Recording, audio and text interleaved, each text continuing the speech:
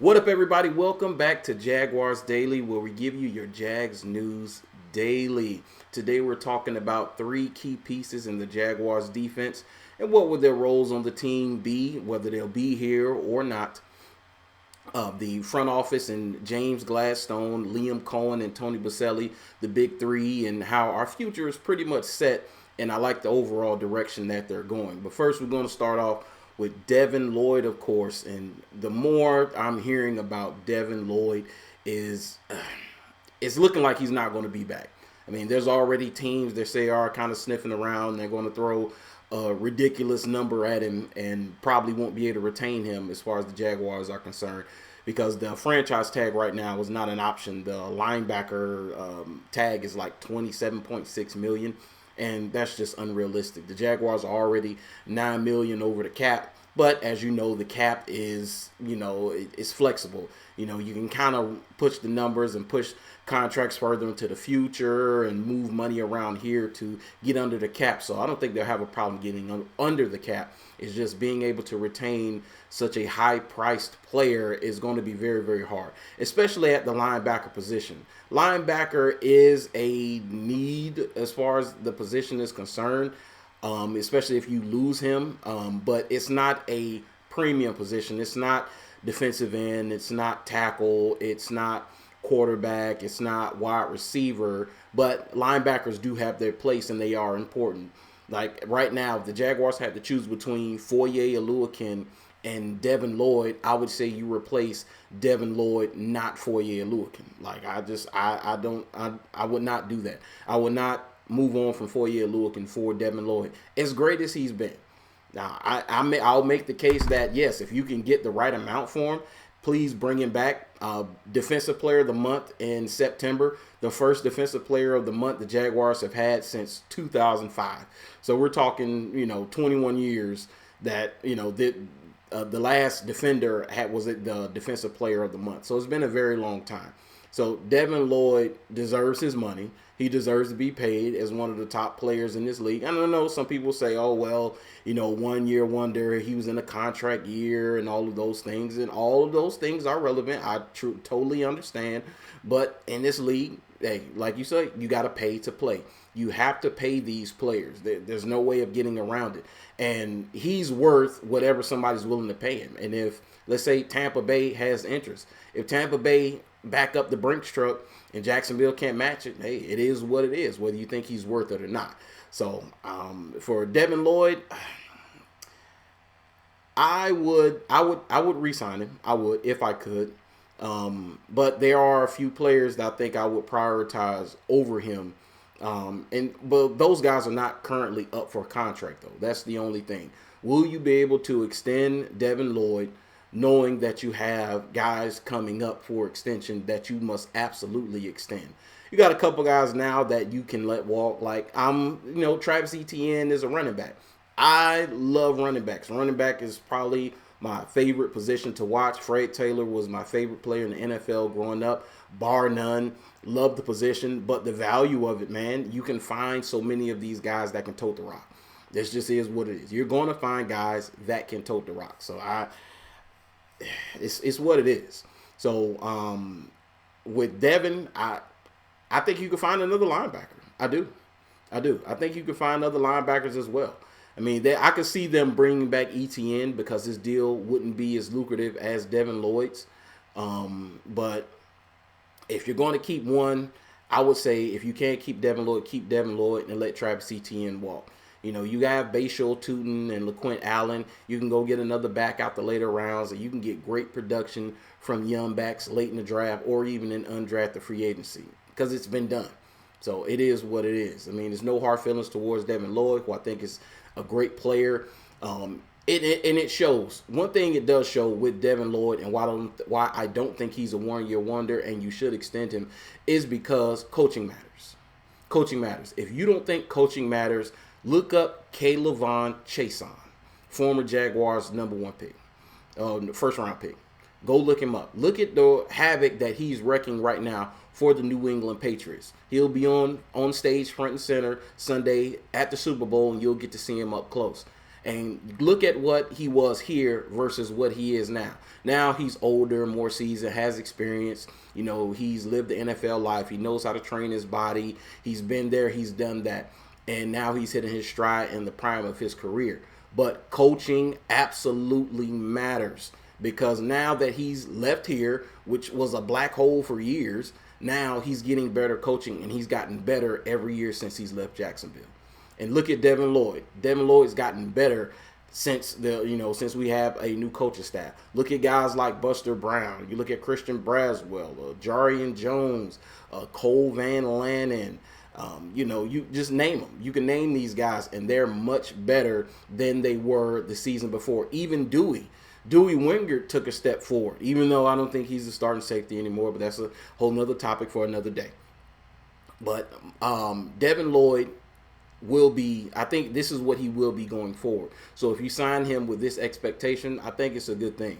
But that's only if you're able to. So, I mean, we'll see how it goes. But I would re-sign him only if he takes a hometown discount. That's the only way. That'll be the only way you'll be able to fit him under this cap. He has to take some sort of a hometown discount. And if he doesn't, he wants to walk, cool, it is what it is. You move on and you find you another linebacker. Because, I have faith in this franchise and James Gladstone, Tony Baselli, Liam Cohen, and finding another guy and them plug and play, finding guys that can plug and play. I have faith that they'll be able to find new guys. But Devin Lloyd would be hard to pass up. But we're going to leave it right there. And we're going to go on to Travis Hunter. Travis Hunter. Yes, the two-way phenom. So we're going to talk about what people are saying, and we're going to talk about what the Jaguars have said, and then I'm going to give you my opinion. So let's talk about what people are saying. People are saying the expectation for him next year is to play corner. Solely corner. Number 1 corner, number 4 wide receiver. That's the expectation for Travis next year from the outside. The expectations of media personnel, media people, whether they're on the network or, other sports networks or, other journalists, their expectation is for him to play corner mainly and then kind of moonlight at wide receiver, have a package here or there. Now, the Jaguars themselves have said he's going to go both ways. They're not there. I don't think they're going to limit him. My personal opinion is after the Rams game, I think that they were taking the training wheels off because it was very clear they had training wheels on him, especially on offense. Defensively, not as much, but offensively, the training wheels were definitely on, and they kind of limited him, snap here, snap there. I think after the Rams game, going forward, they were going to let him off the leash, and the only time he was going to come off the field is when he tapped his helmet that he was tired, because I think it was time. In that Rams game, even though it was abysmal against in London against the Rams, the 35-7. In that game, it was no question he was the best player on offense and defense, and it wasn't close.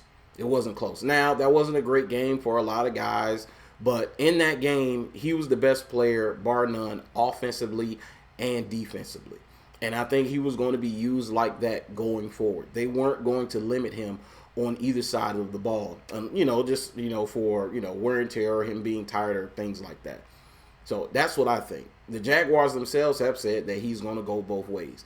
And I think they're going to stick to that. I think that's what he's going to do. That's what he wants to do. And he came here with the expectation of, hey, let me be me. And James Gladstone drafted him with that in mind, that he's going to transcend the sport. That's what he's going to do. And I think that is what he's going to do. I expect him to have a great year next year. I expect him, when these may be lofty expectations. They may be lofty expectations. I understand. But I expect him to be at least top 10 corner next year. That he plays well enough to be in that conversation. Now, whether he has the Pro Football Focus grade, or he has the whatever stats metric or the whatever, he being the conversation for top 10 corner in the league. That is my expectation for Travis Hunter, because they're going to let him off the leash on defense, which they didn't have much of training wheels on him. The only thing they did was limit his snaps, but I don't think his snaps are going to be limited on defense next year. Now, offensively, I expect him to take another step, to be much better than he was last year at wide receiver, getting more targets down the field. Now that he knows the offense, he has a year to get bigger, get faster, get stronger, and to continue to dive into the playbook, get more timing with Trevor Lawrence, because early in the year, man, it was a little brutal to watch from time to time because he didn't know where to line up. It was like, I don't know if you ever seen the Shannon Sharp talk about how when he first started with the Broncos, as he's going in motion, John Elway will have to tell him the play. As he's going in motion, say, hey, we're doing this, we're going all right, you're going this way, we're going this way. You got to run this route, you got to run that route. It wasn't that, but you might as well say it was that, because that's what it was kind of like. Now, as he got comfortable, you seen him start to take off, especially in the Rams game. He had 8 targets for 101 yards, 102 yards, something like that, and a touchdown. And the touchdown was great, So I expect him to take another step, especially if Brian Thomas Jr. does not regain his rookie form. Like, that's a mystery in itself, and we'll talk about that in the future, about Brian Thomas Jr. and what his role will be. But as far as Travis, Jacoby Myers, Parker Washington, and him, those are your 3 going forward right now. Those are the 3 I think you can trust. Brian Thomas Jr., I'm sure he's probably still in the doghouse a little bit, and he's going to have to show that he is number 1, which he has all the tools to be. But Travis is not a background player on offense at wide receiver, and I don't think he ever should be treated that way. He is a legitimate two-way player. Now, whether he'll start every game on offense and defense, don't know, but I think he'll play enough to where his numbers on offense will look formidable, and his snaps on defense and while he plays on defense will be top 10. That's my expectation for him. Might be lofty, who knows, but I think he can do it. So, but I'm going to leave it right there, and we're going to talk about Montaric Brown. Buster Brown. Yes. This is another guy who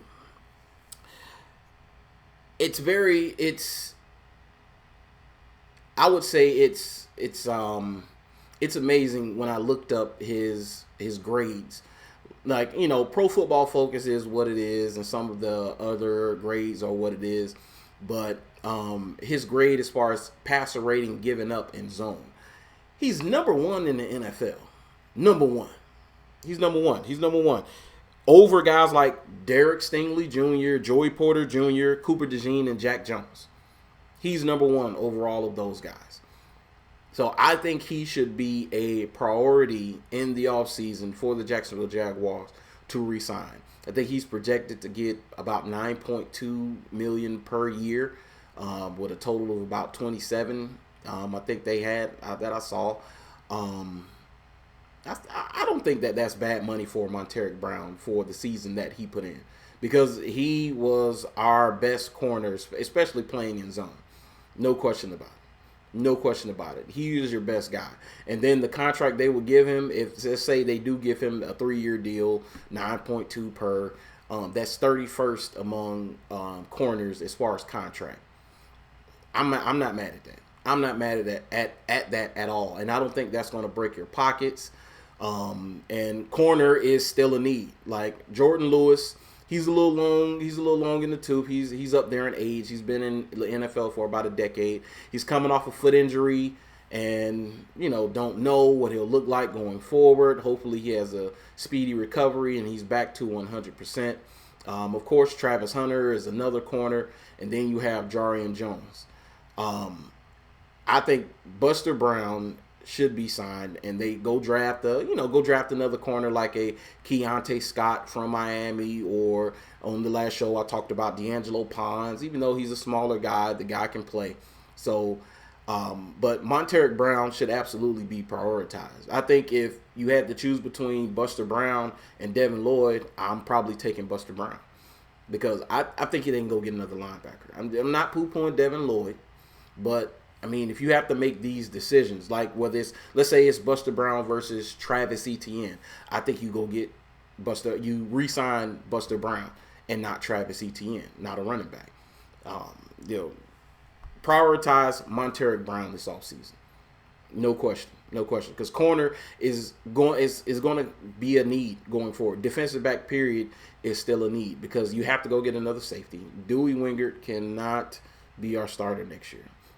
Love him to death. He's a hitter, but he has weaknesses that teams exploited, especially in the middle of the year.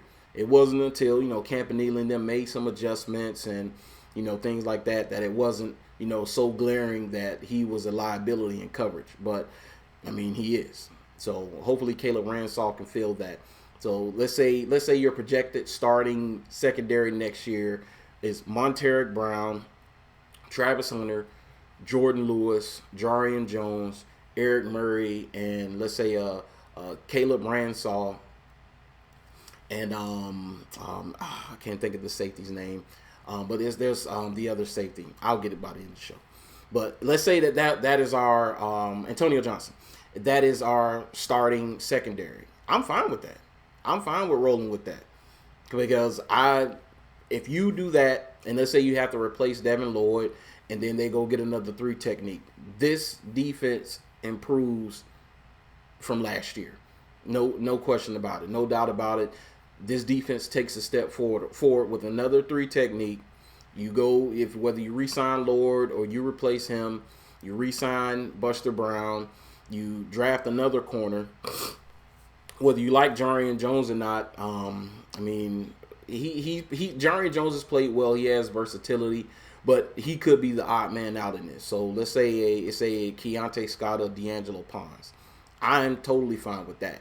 But we'll see what Gladstone and, Tony Baselli and the front office has cooked up for that secondary. But all in all, Monteric Brown should be a priority for the Jacksonville Jaguars in 2026. So, but we're going to leave that right there. We're going to move on to the Big Three. The Big Three. Now, I'm not talking about the Miami Heat Big Three. We're talking about the Big Three in James Gladstone, Tony Baselli, and Liam Cohen. I think the Jaguars' future is secure. No question. No question. With these guys at the helm, I have no doubt that they will find a solution for whatever problem the Jaguars are facing. Like when Trevor Lawrence was going through, those early seasons of the getting, used to the playbook and getting used to the coaches and getting comfortable with his line and timing with his receivers. Because, he had some games where you're like, man, this looked like old Trevor, man. This looked like Trevor from last year. This looked like, Trevor before. This doesn't look like, 2022 Trevor. People were calling him trash. And, man, I had getting into it with people about him, but, because I was a Trevor defender. So, it is what it is. But there was a time where, there were question marks as far as the quarterback position before he caught fire and took off. And at that time, I told anybody I am fine with James Gladstone in finding a solution for the quarterback position if it's not going to be Trevor Lawrence. Because if it's not Trevor Lawrence, I have faith that they're going to find their guy. No matter what, they're going to find their guy. No matter what the position is, if somebody else needs to be in that position, if you have to replace somebody, I have faith that they're going to replace somebody and get a long-term solution in that position. Like, I was like, there's nothing that you should worry about as far as whether it was Trevor Lawrence down to the 53rd man on the roster. They will find the solution and find the long-term option. No doubt about it. James Gladstone has come in and they've changed the culture along with Liam Cohen and Tony Baselli, which, by the way, Tony Baselli should have been EVP, Executive Vice President. That's a move that should have been made years ago. I think if Shad Khan had made that move years ago, now I don't know the situation. I don't know whether Tony wanted it years ago or whatever. But had this move been made years ago, I think that Jacksonville will be in a much better spot today than they are right now. And they're in a very good spot. Don't get me wrong. They're in a great spot right now looking towards the future. But Tony Boselli means that much to this franchise. He's one of the Mr. Jaguars, one of our all-timers and our only Hall of Famer. As soon as it was announced that he was coming to the Jaguars to be the executive vice president, they taken him off radio, and he's coming into the building, I said, oh, our offensive line problems are over. Because there's no doubt, because when he was on radio and he was on shows, that's all he talked about, because he's an offensive lineman. So first and foremost, I knew that the offensive line will be prioritized. Like, unlike previous regimes, he who shall not be named, we're not going to talk about them or say their names, but the previous regimes, you can look up to see who else was in charge. And they kind of gaslit us into thinking that the O-line was fine. You go back and look at old press conferences, and they talked about how, oh, well, our guys are fine. We're fine with our group, just some coaching and technique. And I'm like, are you serious? Are you serious? One of the biggest problems the Jacksonville Jaguars had for, I would say at least the last 4 years, was short yardage. Short yardage. They had some issues with it every now and again this past season as well. But they were able to get around it much more than in the past. Like, in the past, it was very hard for them to get a yard. Absolutely amazing. I had never seen anything like it. I've been watching football seemingly my whole life, and I've never seen a team struggle on short yardage year in and year out like they did. And it was because of the offensive line. And so I knew as soon as Tony Boselli was in charge, those problems are going to be over. And they prioritized the offensive line, and I like the direction that they're going. And they're going to continue to build on both lines. Tony Boselli is going to make sure of that. And James Gladstone coming from the Rams, and their evaluation of players and his philosophy of raising the floor of the team, they absolutely raised the floor. Absolutely raised the floor. And then Liam Cohen comes in, and he changed everything. He changed everything, man. With that guy, you have to be confident going forward in any game. There, with Trevor Lawrence at quarterback and Liam Cohen at head coach, and no game is out of reach, in my opinion, unless they losing by 40 and it's in the fourth quarter. But you down 28-0 in the first quarter. Okay, well, let's get to work. They can bring it back, because Trevor has done it previously before Liam, and they've done it together. So no question about it. With those three, Liam Cohen, Tony Boselli, James Gladstone at the helm, Jacksonville Jaguars' future is secure. And I'm happy about it, man. So we'll have plenty to talk about going forward. Hey, my name is Brandon Lampley. Make sure you follow me on all of my social medias if that's what you want to do. Support the channel. Hey, I'll talk to you guys later, man. Peace out.